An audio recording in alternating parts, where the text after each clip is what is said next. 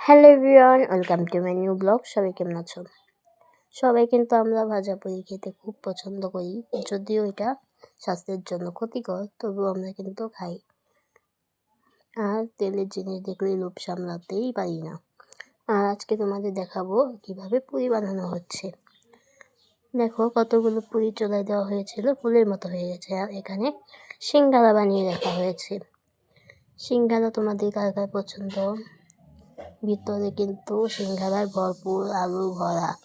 আর এদিকে পুরি ভাজা হচ্ছে ডুবা তেলে, একদম অনেক তেল লাগে পুরি ভাজতে।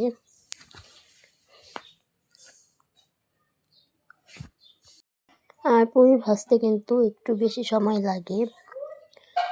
আর পুরিগুলো কিন্তু এদিকে আরও বানানো হচ্ছে, বেলা হচ্ছে, আর চুলায় দেওয়া হচ্ছে।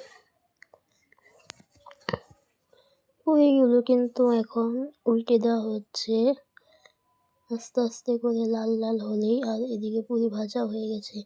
দেখো পুরিগুলো কেমন হলো। আরও